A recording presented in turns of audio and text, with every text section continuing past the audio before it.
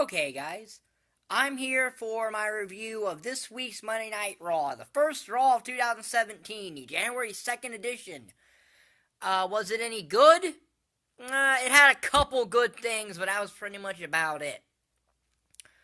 Raw did not start 2017 on a high note. It kind of started 2017 the way most of 2016 went for it. So we open, though, with, once again, Kevin Owens, Chris Jericho, Mick Foley, and Stephanie McMahon. Anyone getting sick of these guys yet? And basically, Owens and Jericho are complaining about Mick Foley overstepping his power or whatnot to make this Universal Championship match. Why Roman Reigns is even getting another Universal Championship match when Owens already beat him. Which is a very good point. Although I would bring up, why is it that the U.S. title is not on the line at the Royal Rumble? When logically, if you're going to do a champion versus champion match, you should put both titles on the line so both people have something to gain and something to lose in the match. So anyway, Stephanie McMahon eventually comes out. She makes Seth Rollins versus Kevin Owens again. And the loser is banned from ringside for the U.S. title match she makes, which is Roman Reigns versus Chris Jericho. Didn't we just see this match 3 weeks ago on Raw? And she makes the caveat that if Roman gets DQ'd or counted out, Roman loses the U.S. title. Now keep that in mind. And Mick Foley, because he forgets his lines now, I don't know if he was paying attention or what, because he said the only person who should be barred from ringside in the Reigns-Jericho match is Chris Jericho. So you're going to ban the person who's in the match from ringside. Yeah, Foley is turning into kind of a joke as each week passes, isn't he? So that leads into Seth Rollins and Kevin Owens gets disqualified by using the ring bell. Now, this kind of makes Kevin Owens look stupid, mind you, and then Rollins goes to pedigree Owens, and Owens escapes. This kind of goes to show you, in a way, that even though Raw does technically on paper have a better roster, they don't use their roster at all that great. I mean, the Universal title picture is basically rotating around 4 guys. That's the main event scene. The U.S. title is non-existent because Roman Reigns has only defended against Chris Jericho, and the one match he had against Rusev at Hell in a Cell. That's it. The tag titles due to New Day were non-existent. So, that's hurt the tag division. Charlotte and Sasha Banks' never-ending feud that finally ended. That hurt the women's division. So yeah, compared to that, even though SmackDown's divisions are weaker, they are actually doing them better with less of rosters. I'll get into that in my SmackDown review. So, then we got a surprisingly okay match that I actually liked. Carl Anderson taking on Cesaro. Sheamus is on a commentary. Now, granted, Sheamus is going on about weird stuff that has no purpose in the match, such as he's going on about the difference between him and Cesaro's clothing, how Cesaro wears suits and Sheamus wears blue jeans and one. I don't really know what that matters. Finish comes with Cesaro's trying to do something like a superplex or something to, Anderson. Luke Gallows gets involved. Sheamus pushed Gallows off, but Gallows ends up pulling the rope down, and it takes Cesaro down. And then Anderson hits a neck breaker off the top, and Carl Anderson wins. Yes, I said Carl Anderson won a singles match. Down below just froze over then, didn't it? Whether it goes anywhere, I don't know, but hey, already Carl Anderson's having a better 2017 than he had in 2016, that's for dang sure. So then we got this segment with Jack Gallagher, and he's teaching New Day how to fence with umbrellas or whatever, I don't know. Really, the Cruiserweights are floundering on Raw, so I would really just put them on 205 Live, make that the only time you see them. Or, if you're going to bother with them, at least have them integrate use 205 Live for Cruiserweight stuff, and use the Cruiserweights outside of that for other things on Raw, where you can probably use them better. If you want to insist on this. So then that leads to the New Day. They come out, they cut a promo where all three of them enter the Royal Rumble, which would be Xavier Woods' first Royal Rumble, if I am not mistaken. And then Titus O'Neil comes out. He's pitching to be a new member of the New Day, and he has a whistle that he plays the New Day Rocks thing on the whistle, and he twerks while he does it. And that leads somehow into a singles match between Xavier Woods and Titus O'Neil.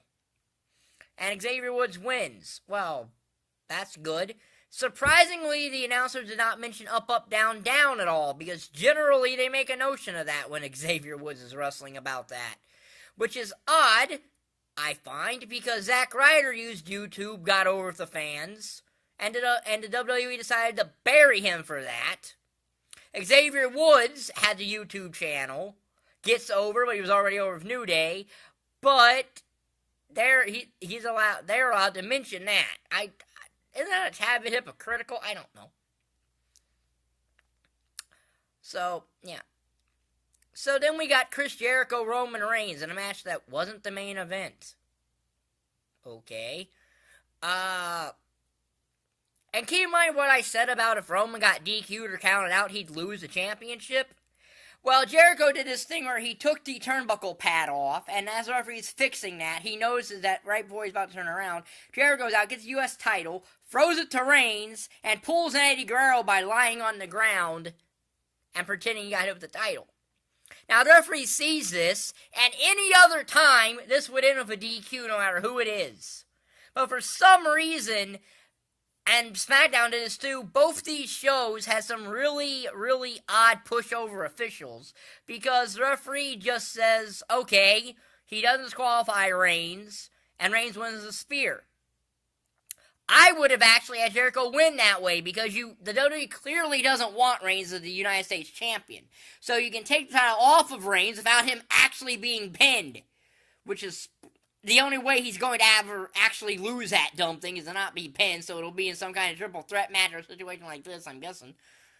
Either that, or they'll just decide to unify anything with the Universal title if he wins it at the Royal Rumble, which he probably will. Yeah, so then we had two Cruiserweight segments on the show. Cedric Alexander took on Drew Gulak and lost due to Alicia Fox in a match that really was like 2 minutes and was uneventful. And then you had TJ Perkins and Brian Kendrick for the upteenth time. So, does that mean that Brian Kendrick is being the Dr. Wily to TJ Perkins' Mega Man? And then Neville comes out, attacks TJ Perkins, and that led into a match between Neville and TJ Perkins on 205 Live, which I have not seen yet. I don't watch a lot of 205 Live. I do watch it, I just don't make a habit of watching it every week.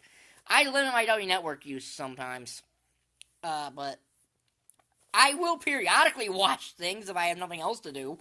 But, so we had a women's match between Bayley and Nia Jax, which is set up the number one contendership for the women's championship, in which Stephanie said she never wanted Bayley here on Raw. Mick Foley wanted Bayley here. And due to interference from Sasha Banks or distraction from Sasha Banks, Bayley pinned Nia Jax, which is Nia Jax's first pinfall loss, I believe. Not that it matters. Nia Jax is brought her from NXT too early. She should have stayed down there.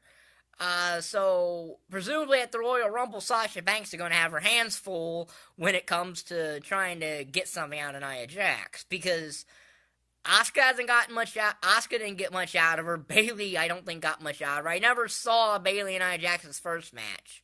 So, I did see Asuka's and Nia Jax's first match, and Asuka didn't get much out of her.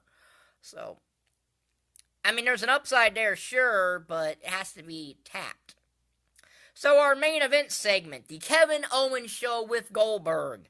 And really, the best thing about the Kevin Owens Show was the guy wearing the Kevin Owens Show logo as a sign over his head. That was good. So Goldberg comes out, but before Goldberg comes out, you have Jericho enters the Royal Rumble, which for some reason Kevin Owens is upset about, like he thinks Chris Jericho is going to win the Royal Rumble. I doubt that. Chris Jericho hasn't even won the match he created, so I would make Kevin Owens think that he would win the Royal Rumble.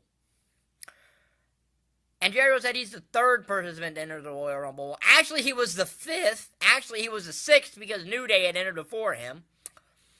And then he puts Tampa, Florida on the list. Goldberg comes out. And Jericho's going to put Goldberg on the list, but stops when Goldberg screams spear and jackhammer at Owens and Jericho.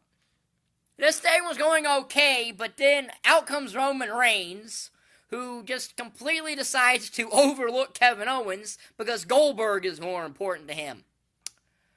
Yeah, look, I do not think Roman Reigns and Goldberg is happening at WrestleMania because I do not think Goldberg or Lesnar are winning the Royal Rumble. I think both of them are in the Royal Rumble to set up their match with each other at WrestleMania and are in there to eliminate each other. That's what I really think.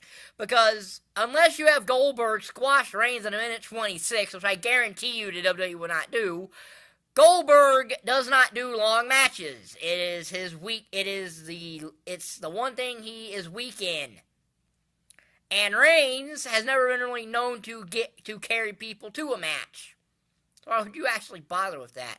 Paul Heyman had come out just to remind everyone that Brock's in the Royal Rumble. Then Braun Strowman comes out, fresh off his victory over Sami Zayn in a good last man standing match, the other good segment of this show. And he says he's going to win the Royal Rumble, and he's then speared by Reigns and Goldberg stands tall to end the show. Two good segments, so better than usual. But Raw's got this... Now, don't get me wrong, SmackDown has the repeat match syndrome problem, which I'll get into my SmackDown review, but not as much as Raw's getting. Raw's getting way too repetitive in this main event scene, and at this point, I don't think anyone's going to care when Emelina shows up. So that's my Raw review. I'm going to be doing Raw reviews at least for WrestleMania. I'll be back tomorrow with the first SmackDown of the year review. So if you liked the video, like button down there, subscribe button down there, and thank you for watching. Bye.